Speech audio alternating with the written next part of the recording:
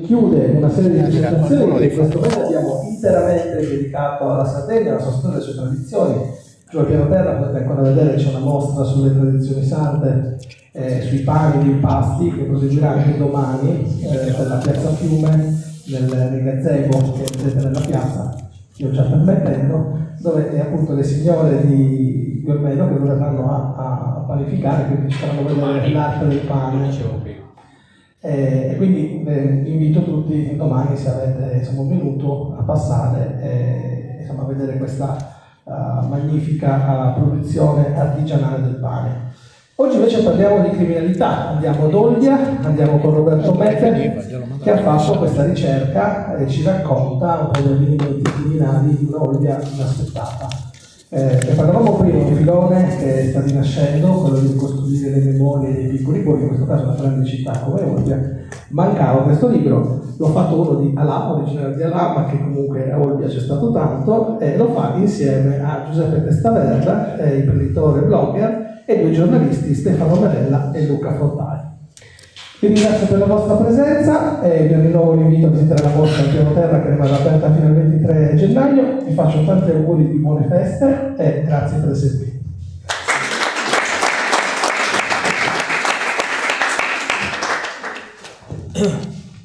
Grazie direttore, buonasera innanzitutto, è un piacere presentare stasera con gli amici che vedete insomma qui nel nostro tavolo dei relatori, un libro che già dal titolo dice tanto ma che in realtà porta un po' fuori strada. Terranova a mano armata. Sembra richiamare i film degli anni 70, non so se vi ricordate il genere poliziottesco, ecco, si chiamava così, con il commissario tutto un pezzo che cercava di far rispettare la legge contro criminali, ma in quel contesto degli anni 70 c'era criminalità organizzata. Ecco, in questo caso, nonostante il titolo, criminalità organizzata, ma anche criminalità politica di carattere politico, in questo caso, nonostante il titolo, ci troviamo invece in un contesto completamente diverso, ecco. Tant'è che il sottotitolo spiega Olbia come mai ti immagineresti. Ci muoviamo in un contesto del mondo delle campagne, il mondo agropastorale sardo, perché quando pensiamo ad Olbia, oggi pensiamo alla porta di ingresso di un mondo della Costa Smeralda, ecco. Quindi una cosa, tante volte si dice, ma quella non è in realtà Sardegna. Ecco. In realtà Olbia è sempre stata Sardegna e questo libro lo dimostra ampiamente. Si tratta di un libro che, insomma, si può leggere tutto d'un fiato, che però è ricco di tantissime informazioni, tantissimi dettagli su singoli episodi. Chiaramente i protagonisti sono criminali, presunti criminali, ma ci sono anche altri personaggi di contorno. Un libro che suscita durante la lettura tanta curiosità, ecco. Ci sono anche le donne coinvolte, seppur marginalmente, tranne in un paio di episodi un po' più seri, ecco. Una di queste, per esempio, prende il fucile e spara. Già questo è un elemento particolare, perché ci immaginiamo appunto questo mondo tutto maschile, giustamente, era così infatti. E poi c'è anche una parte molto consistente per ciascun racconto che è ricavato dai documenti originali, scritti in italiano. Poi bisogna vedere naturalmente quanto corrispondeva questa descrizione rispetto alle dichiarazioni. Probabilmente venivano rese quasi interamente in sardo. Adesso Roberto ci spiegherà anche questo aspetto, insomma. E quindi è un libro che, mentre viene letto, davvero suscita tanta curiosità, un mondo che probabilmente difficilmente possiamo immaginarci, ecco. Roberto Mette stasera dialogherà con Giuseppe Testaverde, con l'amico Stefano Merella, poi dialogheremo anche noi. Diciamo che il libro pone durante la lettura dicevo tanta curiosità, ma anche una serie di interrogativi, a cominciare da alcuni aspetti di carattere storico e quindi anche storia della Sardegna, ecco, com'era la Sardegna in quel periodo. Ma cedo subito la parola a Giuseppe e a Roberto e poi insomma faremo anche, ripeto, con Stefano alcune domande. Prego. Ti ringrazio Luca.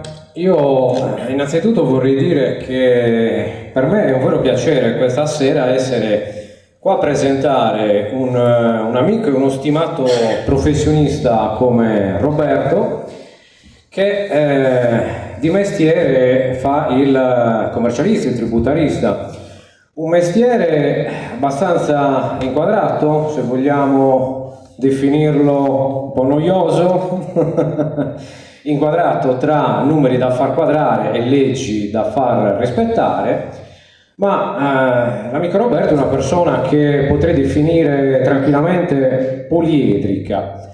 Grazie a questa sua poliedricità, infatti, si salva, nel senso che grazie a questo e grazie ad un profondo amore per la Sardegna, per la sua storia e le sue tradizioni appunto della nostra isola, Roberto riesce a evadere e lo fa in una bellissima maniera, lo fa esattamente scrivendo. Quindi questo di scrittore è un secondo lavoro, ma quasi primo visto i risultati.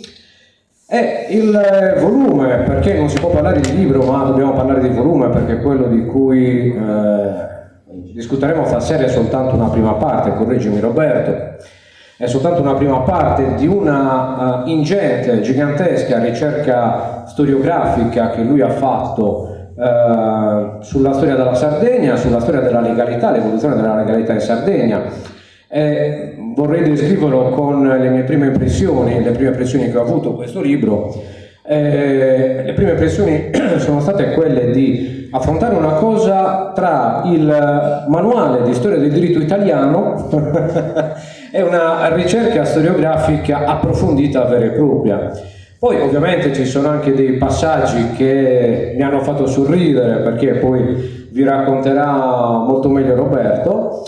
E dicevo che questa ricerca è incentrata su una zona particolare della Sardegna, cioè la zona che noi oggi conosciamo come quella di Olbia, la zona di Terranova. Era molto diversa anche geograficamente al tempo come estensione. Vedremo che alcuni comuni come Tempioschri si estendevano sul mare, cioè una cosa che oggi non riusciremo nemmeno a immaginarci. Io cedo, non dico più niente perché non vorrei spoilerare, come si dice in questi casi, e faccio la prima domanda all'amico Roberto e gli chiedo che cosa ti ha portato a scrivere questo libro, a fare una così grande ricerca storica. Allora, innanzitutto buonasera a tutti e grazie a tutti i presenti. Hai menzionato il fatto che è soltanto una parte di una ricerca storica un pochettino più ampia e appunto voglio sottolineare questo. Nel primo volume che stiamo presentando oggi si parte con degli episodi criminali del 1700 che però vengono prevalentemente citati, quindi non si hanno tanti fonti, mentre poi mi sono concentrato sul lasso di tempo che va dal 1800 al 1850. La seconda parte dell'opera, quindi quella che vedrà, se Dio vuole, luce o alla fine del 2026 o magari qualche mese dopo, invece copre la seconda metà dell'Ottocento, quindi dal 1850 più o meno al 1906-1910. Oltre non vado, non perché Olbia non presenti delle problematiche di tipo criminale dopo questo periodo, ma per il fatto che da quel momento in poi si ha qualche scrupolo nell'andare a sviscerare delle situazioni per la quale ancora esistono dei retaggi. Perché? Perché sono ancora vivi i nipoti o i figli delle persone che erano protagonisti di episodi criminali che si sono manifestati nel 1910-1920. Ed esistono ancora le versioni di parte, perché ogni famiglia, tra quelli che sono coinvolte in un episodio criminale, ha una propria versione che difende esternamente, che molto probabilmente ha tramandato ai propri discendenti. Quindi risulterebbe molto antipatico andare a parlare di qualcosa che è ancora cronaca e che non è ancora storia, e quindi lì mi fermo. Per quanto riguarda che cosa mi ha spinto a scrivere questo libro, devo dire la verità, non era in progetto, non era un qualcosa che avrei voluto fare. Semplicemente stavo facendo degli studi genealogici e mi sono accorto che ogni qualvolta negli archivi comunali si manifestavano delle morti violente, vi erano degli allegati che venivano sempre messi alla fine dell'archivio, nella quale venivano messi appunto o dei verbali dei carabinieri o delle perizie della persona che era deceduta per morte violenta. All'inizio non ci ho badato tanto. Dopodiché, man mano che andavo avanti negli studi genealogici, mi sono accorto che effettivamente la serie era lunga, quindi 1, 2, 3, 4. Non ho distolto la mia attenzione sullo studio genealogico, però ho iniziato a metterli da parte, quindi fare una cartellina sul computer nella quale mi mettevo a parte appunto queste fonti storiche.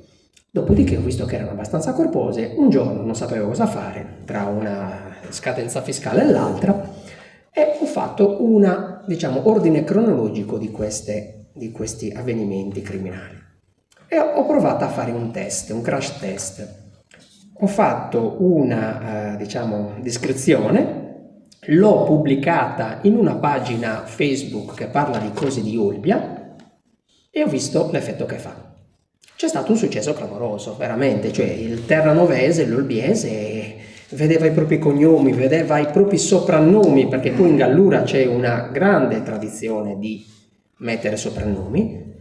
E quindi si è interessato, quindi il successo è stato clamoroso, mi piace, condivisioni. E da lì ho capito che effettivamente era un filone che poteva essere, sfruttato e quindi da qui è nato questo progetto. Posso? Certo, no. Allora, L'amico giornalista Stefano Marella. gasiamoci un pochino. Allora, dunque, leggendo il libro di Roberto, lui è molto preciso e cita tutte le sue fonti e devo dire che, allora, io vivo ad Olbia dal 2011 praticamente, ero completamente a digiuno di Olbia della Gallura però aprendo le prime pagine del libro di Roberto lui cita De Rosas e Vittorio Angius, giusto? I due, che sono due storici, insomma, studiosi delle tradizioni, tracciano, infatti vi invito a prendere il libro anche per questo, tracciano proprio un profilo dell'olbiese, non tanto del gallurese, dell'olbiese che corrisponde in pieno alle mie osservazioni ormai ultradecennali, perché io sono lì che osservo, cerco di capire come sono fatti, come sono... Devo dire che è uguale, cioè dal inizio 1800 ad oggi non è che sono cambiati tantissimo, hanno sempre lo spirito, serenità d'animo e apertura mentale invidiabile, quindi questo è vero, lo devo riscontrare, poi ci sono tante altre cose, insomma, molto, molto interessanti. Cercheremo anche, questo mi pare che sia un obiettivo che ci siamo posti, di individuare anche i collegamenti con Sassari, perché ce n'è parecchi, sia a livello di istituzioni, di personaggi che emigravano in Gallura per un motivo o per l'altro, e anche ad Olbia, e niente, quindi cercheremo di fare un quadro completo del luogo, ma anche facendo riferimenti a Sassari, giusto? Io rilancio la palla a uno degli interlocutori. Allora, per entrare nel vivo di questo libro io ti faccio la seconda domanda. Il parallelismo tra la Gallura ieri e la Gallura oggi. Tu hai analizzato da un punto di vista sociologico ma anche legale, poi avremo modo di parlare anche di cambi del diritto. Raccontaci un po'. Allora, diciamo che se c'è una zona in Sardegna dove il corporativismo è più accentuato, quindi questa tendenza a fare gruppo, rispetto alla caratteristica dei sardi, che è sempre prevalentemente individualista, questa è la Gallura. E abbiamo anche dei riscontri storici. Se qualcuno studia la storia, anche la storia della politica, si ricorderà del partito dei Tempiesi, un gruppo di politici di Tempio. Teniamo conto che Olbia nel periodo non era così grande, così estesa, così forte come oggi, e quindi prevaleva Tempio, che avevano anche un'incidenza notevole sulla politica che si faceva a Cagliari. E quindi i cagliaritani parlavano del partito dei Tempiesi, perché riuscivano a essere molto coesi, a dispetto del numero molto limitato di abitanti, e in proporzione appunto a questo numero molto limitato di abitanti, i Tempiesi riuscivano a fare forza. Quindi diciamo che la Gallura da tanto viene vista come un unico blocco granitico, no? Una regione nella regione. Per quanto riguarda la delinquenza invece, esistono delle peculiarità.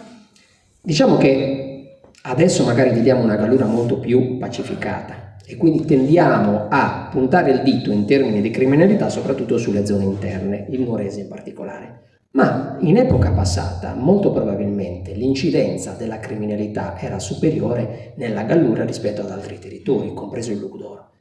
La Gallura era sempre in fibrillazione. Da che cosa dipende questo? Non lo so, bisognerebbe fare una valutazione sociologica, però io ho pensato una cosa, una miscela esplosiva tra sardi autoctoni e coloni corsi che erano scesi, c'era stata una serie continua di colonizzazione da parte dei corsi, il corso ha sempre il sangue caliente, molto probabilmente ha creato una miscela esplosiva che poi si è manifestata appunto negli episodi criminali. Se voglio però andare a determinare una differenza anche in ambito criminale tra la Gallura e il resto della Sardegna, posso dire che effettivamente in Gallura la criminalità aveva più che negli altri posti una matrice tendenzialmente politica.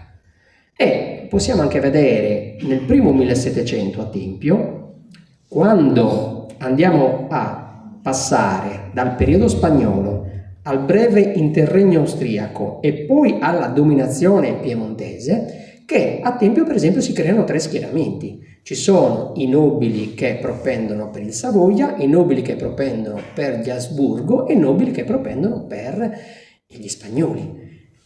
Ogni regnante tende a distribuire patenti di nobiltà.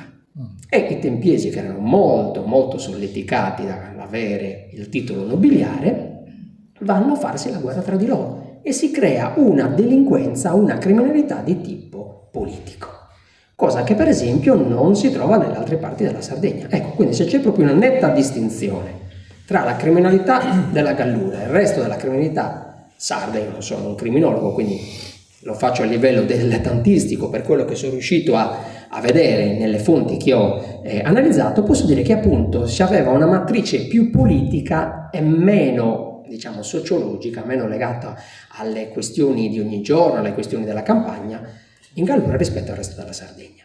Ecco, questa è proprio una distinzione che ho notato ieri e oggi. Vediamo una Gallura prevalentemente pacificata, quindi magari questo paragone non si potrebbe, o questa contrapposizione non si potrebbe fare. Mi inserisco io con una domanda che riguarda Sassari. Prima Stefano stavo accennando insomma alla presenza dei sassaresi nel volume, insomma, in queste vicende. Alcuni sassaresi, insomma, come possiamo dire, si erano fatti notare abbastanza, ecco, insomma, anche con ruoli, in situazioni anche piuttosto curiose, non positive, se volevo dire quello che stavo cercando così di dire. Diciamo che il mio sangue sassarese, così, con nomi che avevano già Santa Elisabetta ogni tanto emerge, quindi stavo un po' cercando di evitare i danni, ecco. Allora, Stefano prima mi stava parlando di 5 personaggi, quindi vuol dire che ha proprio sviscerato il libro, non è l'unico e poi avremo modo di parlarne. Logicamente, vista la distanza geografica di Sassari da Olbia, e consideriamo che al tempo la percezione della distanza era maggiore, non esistevano ferrovie, non esistevano strade, Non esiste una grande incidenza di personaggi sassaresi nel libro e quindi nelle questioni di Terranova. Abbiamo trovato qualche medico, abbiamo trovato qualche persona che andava a governare delle istituzioni di tipo spagnolo. Perché? Perché Sassari è una grande città e magari Olbia ancora non lo era, e quindi effettivamente c'era una sorta di spostamento da parte dei funzionari, dei notabili, da Sassari verso Olbia. Se vogliamo entrare invece nel dettaglio del libro, c'è un episodio che coinvolge un sassarese. Stiamo parlando del 1823, quindi 2 secoli esatti fa. 1823, un mercante sassarese, non è l'unico perché i sassaresi poi andavano anche a mercanteggiare in altri luoghi, si trasferisce a Olbia. Si trasferisce in una zona che si chiama Tanca Baratta, che parlare di campagna adesso è veramente una cosa incredibile, perché ormai è un quartiere centrale, un quartiere tra via Vittorio Veneto e via Barcellona. Okay. No? Allora era una campagna, Olbia era piccolissima allora. Adesso è un quartiere centrale.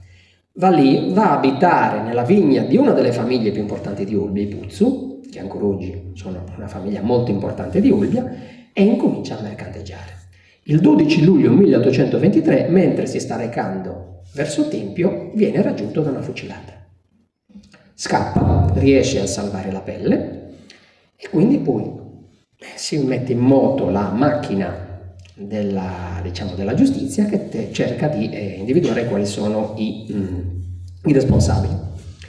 Quali sono i moventi di questa tentato omicidio?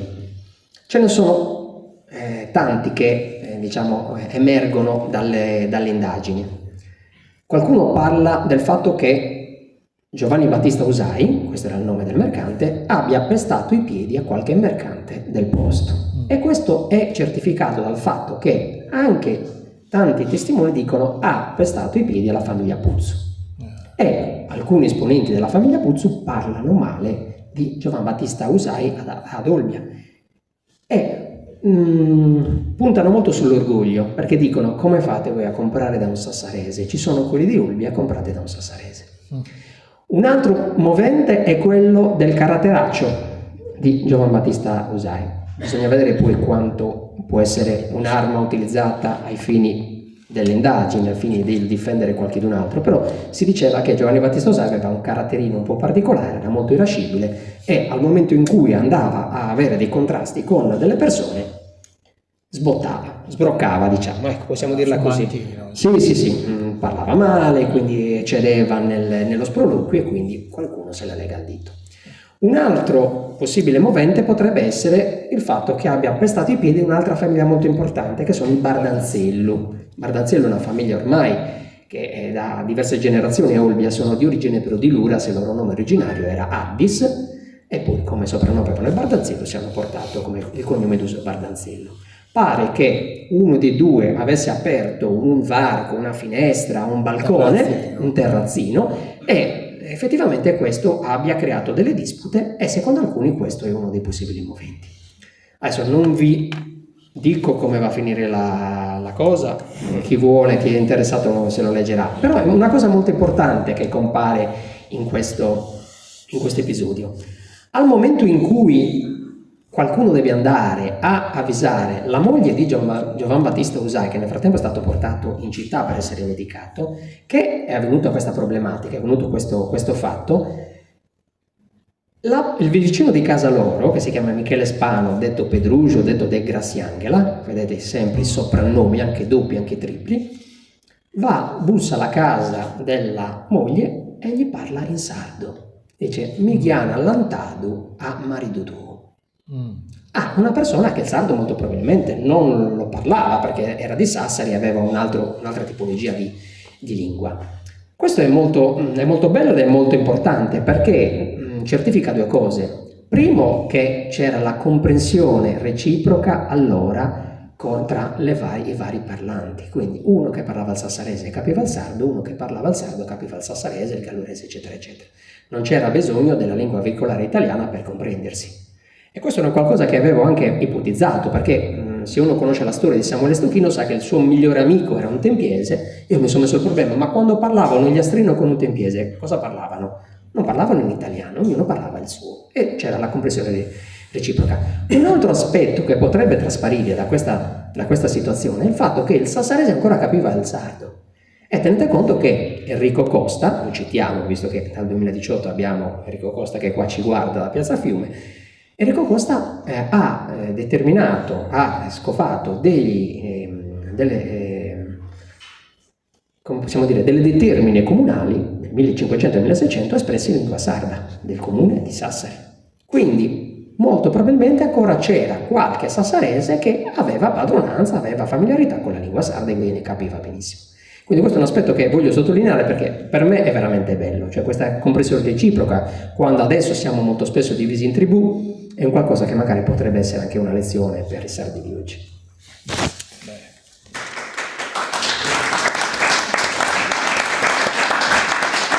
Allora, qua l'applauso te lo meritavi tutto, perché non può essere più attuale di così questo tema. Io andando avanti, visto che hai voluto citare i personaggi sassaresi coinvolti, io vorrei fare un piccolo spoiler, se me lo consenti, sul secondo volume che verrà. L'altro giorno mi dicevi di una mezza rivoluzione rischiata di sassaresi contro piemontesi. Raccontaci qualcosa. Sì, allora diciamo che è una tra le tante cose che ho accantonato e che però la tengo sempre sott'occhio perché quando avrò un pochettino di tempo voglio approfondire. È una situazione che era capitata nel 1852, che però aveva avuto, diciamo, degli episodi precedenti che, diciamo, erano stati dei campanelli d'allarme. È un episodio di razzismo nei confronti dei sassaresi e in particolare, ma dei sardi in generale. Già nel 1832 Enrico Costa aveva parlato di un episodio. In un giornale di Milano, il Bollettino di Milano, il Gazzettino di Milano, adesso non mi ricordo bene come si chiamasse, era stato fatto un articolo che parlava male dei sassaresi. Ma poi parlava male adducendo delle motivazioni veramente stupide, che mangiavano tanta lattuga e non frequentavano abitualmente le bettole.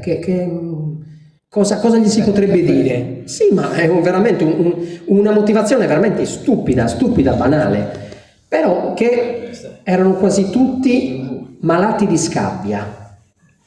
E cioè Enrico Costa aveva protestato. Durante quegli anni, che poi portano alla fusione perfetta, di cui magari poi parleremo, si moltiplicano questi episodi di razzismo verso i sardi e verso i sassaresi. Nel 1852, Carnevale, dei bersaglieri. Allora, il periodo l'ordine veniva garantito da delle milizie che facevano riferimento allo Stato, al Regno di Sardegna, che però il Regno di Sardegna era soltanto formalmente, e poi c'erano le milizie che erano formate da delle persone del posto, una sorta di barracellato di città. Durante i festeggiamenti del Carnevale in una taverna erano entrati dei bersaglieri e se l'avevano presa contro delle maschere sassaresi, di Sassari. Era intervenuta la milizia e aveva detto lasciateli perdere se stanno soltanto divertendo. Loro hanno rincarato la dose e poi, non bastasse, sono entrati in un teatro dove si stavano svolgendo i balli e hanno urlato delle cose, degli sproloqui contro i sassaresi e contro i sardi. Ne nasce una rivoluzione che comporterà tantissimi problemi. Ci saranno 7 morti e 27 feriti. Tutta Sassari si ribella, la milizia si mette dalla parte dei suoi concittadini, dei sassaresi, contro i bersaglieri e viene saccheggiata l'università, si entra in comune e si fanno anche dei tafferugli all'interno del comune, finché il 29 febbraio 1852 viene dichiarato lo stato d'assedio per Sassari e per tutta la provincia di Sassari e di Tempio. Perché? Si temeva che Sassari fosse la miccia per il rifocolarsi di una vertenza separatista, di una vertenza diciamo, nazionalitaria da parte della Sardegna. Quindi si blocca subito il fuoco, si mette lo stato d'assedio. Tenete conto che è il penultimo caso di stato d'assedio. L'ultimo è stato Oschiri, 1855, e poi lo stato d'assedio è stato tolto dall'ordinamento giuridico. Fino al 9 ottobre 1852. Nessuno poteva entrare, nessuno poteva uscire, l'università viene chiusa completamente, quindi si crea un coprifuoco per mesi e mesi. La cosa importante che voglio approfondire è, ed è anche comica, il fatto che dal continente questa cosa viene vista con allarme e quindi si crea, soprattutto negli ambiti più sciovinisti, più nazionalisti italici, un movimento retorico tendente a disinnescare istanze separatiste della Sardegna. Quindi quando si parla di questa ribellione si tende a minimizzare la problematica politica, si tende a ricondurla a criminalità comune. E poi si usano queste frasi, no? La Sardegna non vorrà mai distaccarsi dall'Italia perché è la terra più italiana tra le italiane, no? Quando sappiamo che, visto che siamo la terra del partito Sardo d'Azione, il partito più diciamo vecchio, più vecchio poi di tutta Italia, sappiamo che le pulsazioni autonomistiche in Sardegna ci sono sempre state, e queste persone che dicono che la Sardegna è la più italiana tra le italiane fa veramente ridere. Però in quel periodo era molto importante cercare di disinnescare questa miccia che appena 50 anni prima aveva portato il periodo rivoluzionario di Angioy, che ha visto Sassari protagonista. Quindi capite un po' che cosa significava. Questa è una cosa molto interessante, se avrò tempo e se Dio chiede lo vorrò approfondire. Allora, io ti ho fatto fare una piccola divagazione, perdonami, ma era un argomento bellissimo che andava discusso, andava toccato.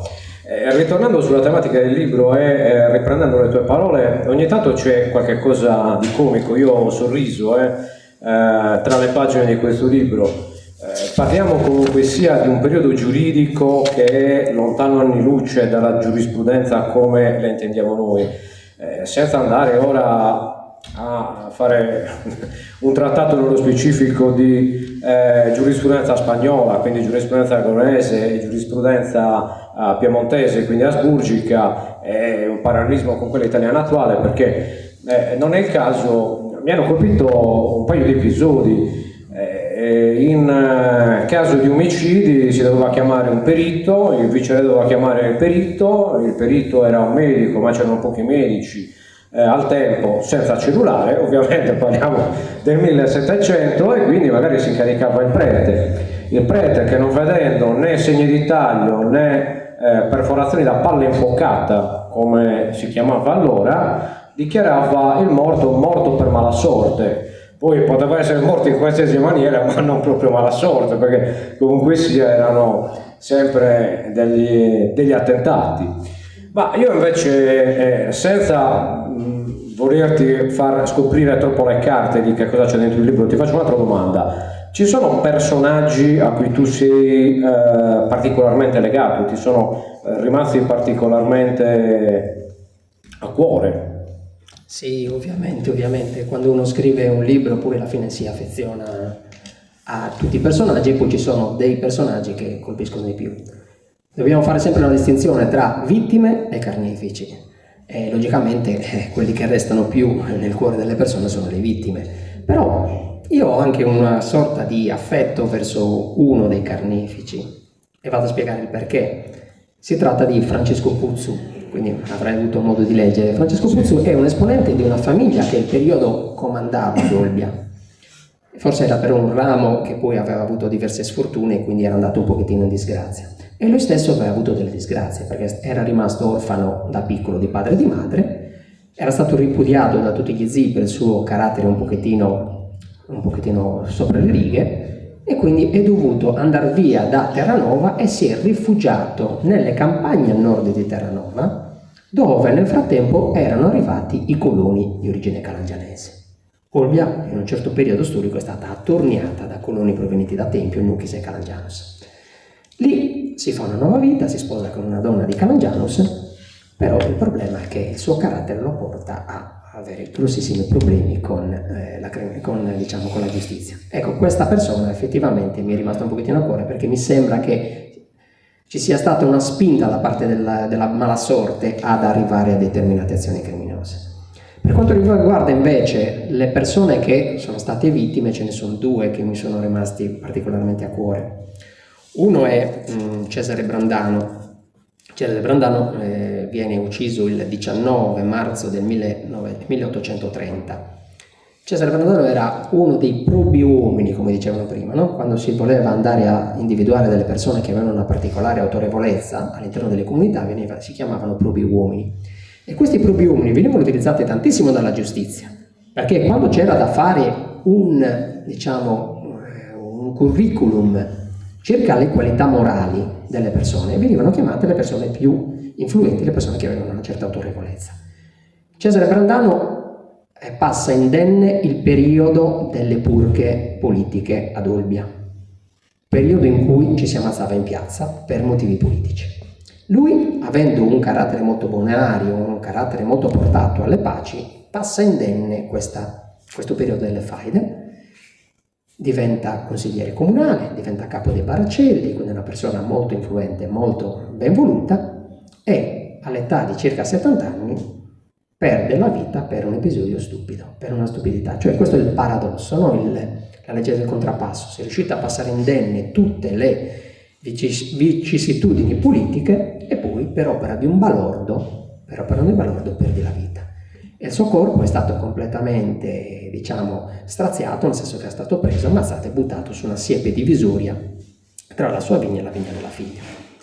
Un altro personaggio che mi è rimasto molto a cuore è quello che invece è stato ucciso in una località che si chiama, adesso si chiama Montilittu, Vena de Soscaddos, si chiamavano, la toponomastica ancora espressa in lingua sarda anche in Gallura. Individua dov'è? Perché serve anche... Allora, è la zona a meridione di Olbia, andando verso Azzanini, Porto San Paolo. Ecco. Quelli sono... Sì, poco più su di Ovilò.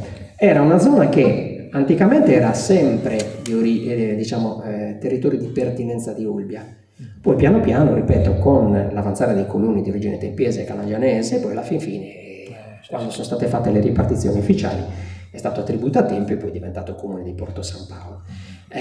Quindi è cambiata anche la toponomastica, perché se adesso andiamo a individuare la località Vena del Soscaddos in quella zona non si trova, perché la toponomastica è stata completamente galluresizzata. Questo era un personaggio che era il classico pezzo di pane, no? La persona buona, che aveva sempre una buona parola per tutti, aveva sempre una parola in più che serviva per mettere paci, e un giorno viene trovato morto nella sua campagna, addirittura viene trovato dai suoi nipoti, lo trova un bambino di 8 anni che non aveva capito cosa era successo, lo vede in posizione supina, non riesce a capire, pensa che stesse dormendo, no? L'ingenuità dei bambini. E quando poi si fanno le indagini, tutti sono concordi nel dire che è un omicidio inspiegabile. Non si riesce a capire come mai questa persona possa essere stata uccisa. Si sospetta anche di una piccola divergenza che aveva avuto 50 anni prima con la famiglia dei Giagheddu, ma sono loro stessi Giagheddu ad andare dalla vedova e dire: guardate che per noi non è successo niente, per noi ormai era un fratello, e si vede che effettivamente sono sinceri, e anche noi non ci spieghiamo come mai questa persona così buona sia stata uccisa. Quindi forse per questa posizione che avevano, molto trasversale in senso positivo, sono due personaggi che mi sono rimasti particolarmente a cuore. Io invece adesso te ne nomino un altro che è rimasto a cuore a me. È un tuo conterraneo, un signore di Allah che tu mi dicevi che ancora è ricordato tutt'oggi ad Allah, Conca e Manzu, quindi signor Testa di Vitello. Mi ha fatto ridere anche solo il nome, ma era una potenza, perché se viene ricordato tutt'oggi vuol dire che ha lasciato il sì. Raccontaci. Allora, ho detto prima di Stefano che aveva proprio sviscerato il libro, e il fatto che tu mi parli di Conca e Manzu significa che tu l'hai ben letto, perché con Che Manzu si parla in una delle note, non si parla proprio nel libro, tranne un piccolo episodio. Adesso devo limitarmi nella mia visione parte perché c'è uno di Butusò qua e quindi devo stare attento a quello che dico perché poi mi contesta. Mi perdoni per la domanda, c'è già Perché Conche Manzu è l'eroe nazionale alaese. Io sono di origine di Ala dei Sardi, abito nato e vissuto a Olbia, però i miei genitori, i miei nonni, i miei bisnonni sono tutti di Ala dei Sardi. Io stesso sono stato consigliere comunale, sono presidente della Proloquia di Ala dei Sardi, quindi diciamo il collegamento con la comunità di Ala è rimasto. Conche Manzu è l'eroe nazionale. Perché? Perché verso la fine del 1800 si crea una disputa sui confini tra Ala e Budusò. Anzi, a parte, a dire la verità, sono due le zone di contestazione. La zona verso Monti, che era una zona molto fertile e quindi molto ambita, e la zona invece che è vicino a Birchidda, Cantaro e Leuda. E quindi si creano delle contestazioni. Queste contestazioni comportano una serie infinita di agguati, di omicidi, e devo dire la verità, tante fonti non si trovano, perché molto probabilmente questi omicidi in quella terra di nessuno passano in cavalleria, cioè neanche la giustizia a volte si occupava di queste cose. Bastava trovare un luogotenente di giustizia o un maggiore di giustizia che era molto lassista, e queste cose passavano, come diceva lui, in cavalleria, nel senso che magari il prete o a volte anche i cacciatori andavano a fare delle perizie quando mancava il medico, il flebotomo. In quel caso effettivamente passava senza che fosse successo niente. Dal 1806 diventa una questione politica e quindi una questione giudiziaria, perché il comune di Budusò chiede la conferma delle salvaguardie reali su Tuccone e Binza de Mattu, e quindi il comune di Ala dei Sardi risponde per le rime. Quindi si crea una disputa di tipo giudiziario che andrà a finire verso il 1812, poi ci saranno delle riprese successive, eccetera, eccetera. Nel frattempo, parallelamente, si crea una macchina della giustizia, diciamo, più sommaria, che è quella del cittadino comune, quella che vede ogni giorno l'interrelazione con dei coloni, che magari si chiudono dei terreni o fanno atti di prepotenza, e quindi si creano appunto delle contrapposizioni. In questa situazione prepotentemente si impone Conche Manzu. È una persona dal carattere un pochettino forte, molto irascibile, e quindi lui risolve le questioni alla sua maniera. Quindi è molto bello il fatto che, e questa è una cosa che lo voglio sottolineare, a distanza di circa 200 anni in paese ancora di Conche Manzu si parla. E se vogliamo fare un paragone, per esempio, il fatto che Ala avesse avuto un giudice di corte d'appello, che poi è diventato giudice di corte di Cassazione, che è morto nel 1933, mi sa, quindi neanche 100 anni fa, paradossalmente non viene più ricordato. Quindi capite la differenza. Un giudice di corte d'appello, giudice onorario di corte di Cassazione, neanche 100 anni dalla morte, neanche lo ricordano, perché io questo mio nonna, che era del 1919, non lo conosceva. Se andate a chiedere alle persone di 50 anni, 60 anni di Ala chi era Conche Manzu, che è vissuto 200 anni prima, e invece ancora, diciamo, la storia viene conservata. Questo per farvi capire come molte volte all'interno dell'epica dei comuni e delle piccole patrie ci sono dei personaggi che hanno una maggiore visibilità rispetto agli altri. E quindi ancora di Conche Manzu si parla, ed invece di persone autorevoli non se ne parla più. Ci sono tante cose da scrivere su Conche Manzu, e se riuscirò farò anche uno spaccato un pochettino più ampio, però ne ho già dato buona parte e c'è qualche aneddoto simpatico all'interno del libro. Sì. Io ho visto e ho apprezzato. Cedo la parola all'amico Luca per le doverose conclusioni di questa bella serata. Dici tu. Quindi Roberto ha un po' descritto una Sardegna, in particolare un territorio, quello di Olbia, che non immaginavamo fosse così complesso. Io però vorrei fare un'ultimissima domanda per chiudere. Hai parlato prima di diffusione perfetta, 1847. Queste istituzioni giudiziarie che sono oggetto della tua ricerca, che citi ovviamente in continuazione, i documenti, tutto il resto, insomma, presente nel libro, funzionavano. Quando poi ci fu appunto la fusione perfetta, hanno tutto perduto.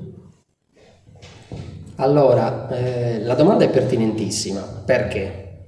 Perché la linea di demarcazione tra la prima parte del libro e la seconda parte che verrà l'ho voluta, diciamo, individuare appunto nel 1847 nel cambio di ordinamento giuridico. Quindi fino al 1847 più o meno, perché poi non è un qualcosa che è netta, si crea durante quel periodo, si passa dalle istituzioni giudiziarie di tipo spagnole e addirittura originaria dell'epoca precedente, quindi del periodo aragonese, e l'imposizione delle istituzioni di tipo italiano, diciamo, possiamo chiamarle così. Quindi il primo volume parla di tutti gli episodi criminali che si sono manifestati e sono stati giudicati con le istituzioni spagnole. Il secondo volume invece partirà appunto dall'imporsi delle istituzioni italiane. È un periodo appunto di grossi cambiamenti. È un periodo nella quale, prima cosa, si chiede alla Sardegna di rinunciare alle sue istituzioni nazionali. Sembra un pochettino, diciamo, stridente parlare oggi di istituzioni nazionali, anche se qualche storico mi potrebbe dire sì, istituzioni nazionali però faceva parte del Regno di Spagna, sì, però la Spagna non ha mai voluto cancellare le istituzioni nazionali sarde, poi li utilizzava soltanto per avere il donativo, perché gli stamenti venivano alla fine convocati soltanto per decidere il donativo che bisognava dare al re, però non è mai andata a annullarli completamente. Come non hanno inciso nella lingua, per entrare a far parte dell'esercito spagnolo bastava conoscere la lingua sarda, era uno dei requisiti, quindi non andava a sovrastare. Con la fusione perfetta, diciamo che ci hanno fregati, questo lo possiamo dire. Ci hanno prospettato un mondo bellissimo, un mondo di fusione perfetta con gli stati di terraferma, e dovevamo rinunciare a tutte le nostre istituzioni. Sapete benissimo la storia di, non so chi fosse, forse il sottopintore che era andato a Torino per festeggiare questa cosa con l'abito tradizionale e non l'hanno fatto neanche entrare.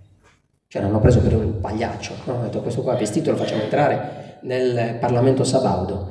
E quindi lì già qualcuno aveva capito che non era stata una cosa proprio buona. E poi lo stesso sottopintore dirà è stato un errore madornale, un errore che abbiamo pagato a caro prezzo, perché per arrivare ad avere un barlume, un qualcosa di autonomia, abbiamo dovuto aspettare il 1948, quindi 100 anni esatti. In quel periodo si crea una modifica delle istituzioni giudiziarie. Se prima esistevano le curie, esisteva il magistrato civico nelle città regie, si trasforma tutto, quindi si creano i tribunali di secondo grado e poi i tribunali di terzo grado, quindi un'unica corte di Cassazione e una corte d'appello, che va un pochettino a ovviare a una simmetria che si era creata nell'istituto giudiziario del periodo spagnolo. Perché? Perché quando si creano le istituzioni in secondo livello, Sassari non vuole rinunciare alla reale governazione che aveva. E quindi cosa si crea? Si crea la Reale Udienza, che era un istituto di secondo livello di giudizio per Cagliari, e per Sassari di terzo livello di giudizio, perché Sassari vuole conservare la reale governazione, quindi si crea questa simmetria. Bisognava effettivamente mettere ordine a questa sorta di posizione sfasata, e quindi si crea un nuovo ordinamento. Quindi nascono i giudici di mandamento, nasce il magistrato d'appello, e nasce la Corte d'Assise. Tutti gli episodi più cruenti vengono direttamente gestiti dalla Corte d'Assise, che è appunto un tribunale che viene creato appositamente per le cause criminali. Questo è il nuovo ordinamento giuridico che, ripeto, a livello giuridico molto probabilmente porterà a un miglioramento. Teniamo conto che quando a intervenire a livello locale erano le curie ed erano i luogotenenti maggiori di giustizia, molte volte c'erano dei conflitti di interesse tra la persona che aveva subito il crimine e la persona che doveva andare a investigare. Ti stavo dicendo prima che per esempio a Siniscola c'era un lassismo incredibile, tutti gli episodi criminali che avvenivano nei salti venivano completamente ignorati dalla curia e dai luogotenenti, e molte volte il tribunale di numero doveva intervenire direttamente per portare avanti le indagini. Quindi a livello giudiziario c'è stato un miglioramento, a livello politico non tanto. Stefano, credo che... Sì, allora riporto un attimino, poi non so a che punto siamo, abbiamo ancora qualche minuto, no, riporto tutto a un livello forse più basso, però al mio ruolo di osservatore di Sassarese in Gallura. Comunque queste, diciamo, disfunzioni di un territorio che viene visto dal resto della Sardegna, secondo me, lontano, ci sono ancora, ci sono tuttora. Basti dire che in Gallura l'attività amministrativa secondo me è ridottissima, perché non ci sono uffici di rilievo, se non la provincia che sta rinascendo, il comune, qualche ufficio regionale, l'ASPA, non c'è nient'altro, quindi proprio la conformazione che hanno loro è fare impresa, business, quello è il vero motore di tutta Olbia e anche della Gallura, perché rientra nella loro mentalità. Quindi a livello amministrativo sono ancora una landa lontana da Cagliari, da Sassari, da tutto il resto della Sardegna. Poi mi incuriosiva molto, come lui ha parlato, io ho fatto un altro collegamento, perché gli ho chiesto qual era Montelitu. Montelitu è la zona di Ovilò, quindi partendo da Olbia verso San Teodoro. E poi lui ha nominato cioè i nomi corrispondono ancora agli abitanti di quelle zone, perché i Giagheddu sono ancora lì a Ovilò e credo che siano i gestori di un agriturismo molto frequentato, la Giuledda, che è anche la zona di Giuledda, dove fanno le lumache. Infatti mia figlia è parecchio appassionata di questo. L'unico della Gallura dove fanno le lumache. C'è anche qualche posto. Ecco, quindi io leggendo il libro mi sono molto divertito, perché facevo tutti i collegamenti miei, delle mie lunghe osservazioni di famiglie, fatti e persone che continuano a essere lì localizzati in certe zone, non è cambiato nulla dall'inizio del 1800 ad oggi. Poi è cambiata l'economia, magari, questo sì. Ok, a voi. Allora faccio un'aggiunta che da liberale dico che forse è meglio che le amministrazioni lasciano fare un pochettino di più e forse è uno dei motivi in cui la Gallura va avanti molto probabilmente, certo, perché c'è una sorta di... sì, sono territori nella quale soprattutto le famiglie che si sono stanziate lì tra il 1700 e il 1800 conservano ancora quei territori e li custodiscono gelosamente. Rientra nella dimensione gallurese. Sì. Allora il gallurese si spostava tantissimo e abbiamo galluresi che sono arrivati ad Alasia, galluresi che sono andati anche oltre.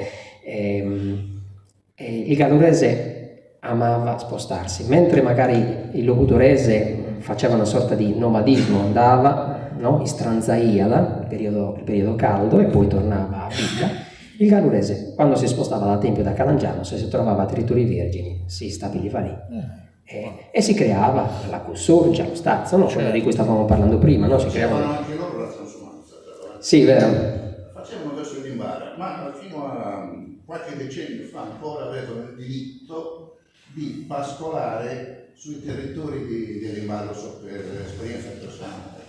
Però, quando poi nasce Berchidettu, è dovuto al fatto che era stata data prima ai berchidesi. I berchidesi non si stabilivano lì.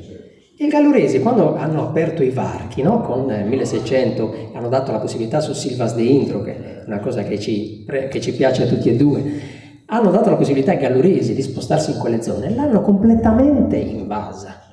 E c'è uno scritto del 1500 nella quale si capisce che non si voleva dare spazio ai galluresi.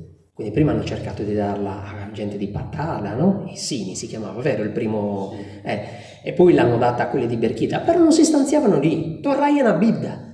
E quindi poi nel 1664, adesso non voglio dirvi una stupidaggine, poi hanno dato la possibilità ai calangianesi di trasferirsi lì. C'è stata un'invasione e c'è uno scritto che si trova nell'archivio di Madrid che dice che se non ci fossero stati i berchidesi a fare una sorta di freno, i galluresi avrebbero invaso tutto il Monte Acuto. E se ci pensate, i galluresi sono... Avrebbero trovato altri paesi. Sì, se ci pensate, sono arrivati in baronia. Hanno invaso tutta la zona di Berchideddu, che era l'estremo lembo del Lugudoro, Hanno invaso Azzania, hanno invaso la zona che stai dicendo tu di Ovilò. Qua erano tutte zone che erano degli Olbiesi. Gli Olbiesi hanno dovuto arretrare e l'hanno invasa. Se voi adesso andate a Budoni Nord, Malamuria, Grustos, Berruiles, si parla il gallurese, dovuto al fatto di questi coloni che sono andati lì e hanno invaso il territorio. Micidiali veramente. Bene, speriamo di avervi incuriosito. Ci sono domande? Sì, io vorrei fare una domanda a Roberto. All'inizio hai detto, io in effetti non volevo fare questo lavoro, stavo facendo un lavoro di ricerca genealogica, poi ho avuto questo, istinto di andare a cercare. Però hai detto, io ho trovato tutte queste notizie negli allegati dello Stato civile, delle morti, nella parte seconda, insomma. Sì. Ma nella parte seconda non ci sono tutte queste notizie, ci sono solamente gli spunti, dicono, i carabinieri hanno trovato questo corpo, colpito da una palla, eccetera. Ecco, come hai condotto le successive indagini per arrivare, voglio dire, avere tutte queste notizie che sono dettagliate? Faccio complimenti, te li ho fatti altre volte. Allora. Te li faccio ufficialmente anche qua. Grazie. A parte che anche tu sei stato un po' spunto, perché qualche cosa riguardante la tua famiglia, mi ricordo quei De Gortes Lacone dello libro, che però sarà nella seconda parte perché temporalmente non era qua. Ho già detto che ho fatto una sorta di excursus cronologico di tutti gli episodi criminali e poi piano piano l'ho allargato. Mi è stato molto d'aiuto Ricci, no? Perché? Perché lui in determinati volumi lui attinge soprattutto dagli archivi dei carabinieri, è un ex carabiniere, quindi va a guardare. È morto una settimana fa. È morto? Questa veramente non lo sapevo, l'avevo anche invitato alla presentazione di Alan. Mi dispiace tanto, perché era meglio se continuava a scrivere altri libri, perché ha fatto dei libri bellissimi. Lui dettaglia un po', quindi ho preso quell'escursus cronologico e l'ho allargato, l'ho ampliato, no? Come l'universo che si allarga sempre di più, e quindi mettevo sempre cose nuove. Dopodiché, una volta che avevo il riferimento della persona che era deceduta, che aveva subito l'episodio criminoso, avevo la data e poi sono andato a cercare negli archivi, quindi archivio storico di Sassari, qua giù, archivio storico di Stato, archivio di Stato di Cagliari, e ho fatto una ricerca, poi qualche altra cosa sono riuscito a trovarla, però sempre in periodo un pochettino più recente, quindi sarà oggetto del secondo volume, su delle riviste tematiche, Il Carabiniere. La foto che è in copertina è tratta dal giornale Il Carabiniere, e lì ci sono delle storie, proprio quando per esempio davano delle medaglie, no? Al valor militari che a Olbia si erano prodigati ad arrestare un latitante o anche ammazzarlo, perché molte volte non è che si stava molto lì a sottilizzare quando c'era bisogno, e allora si davano delle medaglie, e poi il giornale Il Carabiniere faceva tutta la storia, e anche da lì ho preso tante informazioni. Diciamo che ogni volta sbagliavano i toponimi, ci sono dei toponimi che sono completamente sballati, non si riesce a capire neanche, non si riesce a risalire, sa? Cioè anche con fantasia, conoscendo la lingua sarda come la conosciamo tu, non si riesce a determinare il toponimo, e quindi lo si indica così come è stato messo e basta, e pace. Ecco, queste sono state le fonti storiche. Purtroppo non ci possono essere fonti dai vecchi, non sono cose di 200 anni fa. Su quello, non vorrei poi chiudere su quello, omicidio di Lacone, per esempio. Io ho postato il fatto, eccetera. Sai che ho ricevuto dei messaggi dai discendenti, guarda che non era così. Anch'io. Giovannino Lacone è con noi nella consulta terranovesa, quindi me l'ha dette queste cose. Però stiamo parlando di che anno? 1893. Capito? 1820 non troverei niente, nessuno sa niente. E diciamoci la verità, il sottotitolo Olbia come mai ti immagineresti è dovuto al fatto che Olbia queste cose non le sapeva. Olbia, e tutti avevamo quella percezione, è una città molto tollerante, molto aperta. Chiunque le nostre piccole patrie, Alà, Budosò, Tempio, Lodè, sono arrivati e hanno avuto grandi spazi per potersi imporre, per poter lavorare, perché l'olbiese è tollerante, e quindi questa visione di Olbia un pochettino ruspante, forte, violenta, non la conosceva nessuno, e quindi l'ho voluto sottolineare perché appunto era qualcosa di completamente inedito. Dottor Paolo Cau. Posso? Un secondo, vuoi avvicinare? No, sì, è meglio. Sono prima di voi. Scusate, complimenti per il libro. Grazie. Sono tutta una serie di chicche volanti, però due cose le devo dire al volo, durante la conversazione qualcosa non so se è sfuggita o cose del genere. In ordine cronologico, la questione della politica. Non è un caso isolato la Gallura, tutt'altro, proprio negli anni immediatamente precedenti alla sommossa contro i bersaglieri, nel 48-49, a Sassari c'è un casino della Madonna, scusatemi, io sono molto franco.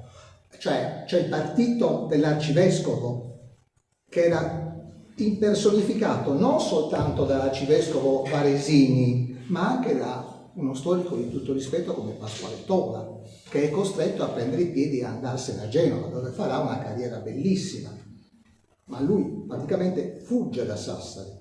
Perché dall'altra parte della barricata, questo era il partito dell'arcivescovo dei conservatori, dall'altra parte della barricata c'era il partito di Antonico Satta, che era un rivoluzionario formatosi alla scuola tribunizia, chiamiamola così, di Londra e di Parigi, che era un architetto, allora si chiamava architetto quello che adesso è un geometra grosso modo, no? Che era molto colto da quel punto di vista e che però aveva una foga, una vis oratoria pazzesca, si metteva sul tavolo di un caffè, a caso il caffè Bossalino nell'attuale piazza Zuni, no? Perché ancora non c'era piazza Zuni, c'era la chiesa di piazza Santa Caterina, c'era la piazza con questa chiesona enorme di piazza Santa Caterina che se ne stava scendendo a pezzi. Ecco, lì concionava, era un agitatore di popolo. Nel capodanno del 48-49, Antonico Satta crea praticamente una sommossa popolare, vanno a casa dell'arcivescovo Varesini e stanno per cacciarlo. Interviene la Guardia Nazionale, questo 3 anni prima del... 4 anni prima, anzi 3 anni, perché febbraio. 49, 3 anni prima, ecco, quindi... Ecco, se dopo vogliamo approfondire nello specifico il moto del 52, c'è in biblioteca comunale, non sto facendo nessun tipo di lezione, sia chiaro, no. C'è in biblioteca comunale tutto il fascicolo enorme sulla sommossa del 52, bellissimo, che porta anche oltre ai morti, anche alla condanna, soprattutto di artigiani, alcuni erano componenti dei gremi, che vengono a caso, chissà perché, beccati loro e non altri, va bene? La lingua, non dimentichiamoci che la convivenza del sassarese doc con le altre lingue autoctone era banale. Teniamo conto che gli statuti sassaresi sono scritti in latino e in sardolo-gudorese, stiamo parlando di una cosa della fine del 200. Teniamo conto che a Sassari c'è una via dei Corsi che si chiama via dei Corsi perché era colonizzata dai Corsi. Già dal 1400 si diceva che i Corsi erano in maggioranza rispetto all'elemento autoctono. C'è tutto il problema anche di tenerli un attimino a bada. E quindi c'è una convivenza naturale, quindi naturalmente tenete anche conto di un'altra cosa, che il sassarese, secondo alcuni, è di derivazione corsa. Sì, in buona parte delle famiglie. Perché quando arrivano i gesuiti in città, scrivono a Roma, dicono ma questi qua che lingua sono parlano? tutti corsi. Non si capisce nulla. Maggioranza corsa, proprio i gesuiti. Soprattutto è una città in cui parlano questo dialetto assurdo. Il genovese. Dopodiché si parla il catalano e tutte queste cose qua. Scusate. Aggiungo una cosa. È molto evocativo il fatto, quello che dice Giovanni Spano, il canonico Spano, no? Che si era perso a Sassari e chiede aiuto per sapere dov'era e non capiva il sassarese. Mi sembra un pochettino esasperato come concetto, però effettivamente, non so, torniamo a quel discorso, no? Se si capiva una Olbia, un sassarese con un olbiese, non si capiva, però magari l'ha voluto un attimino esasperare per far capire perché aveva scritto il vocabolario sardo. L'ultima cosa sul costume. Non meravigliamoci se vengono presi per i fondelli sia Otto Pintor che va a Cagliari nel 47, perché già Pasquale Tola pigliava in giro a Sassari Andrea Manca dell'Arca, che è il famoso scrittore che ha fatto un bellissimo libro di storia dell'agricoltura, che si andava a fronteggiarsi con la scuola piemontese del rifiorimento della Sardegna, e lo prendeva in giro perché Andrea Manca dell'Arca usciva col suo cuglietto. Usciva col cuglietto e veniva preso regolarmente in giro, 20 anni, stiamo parlando del 1780. Pasquale Tola, 20 anni dopo, dirà: vabbè, questo, dove vogliamo andare se questi continuano a uscire in queste condizioni? Scusatemi. Grazie. Complimenti per il libro. Grazie. Benissimo, abbiamo terminato. Se non ci sono altre domande, grazie a tutti e arrivederci.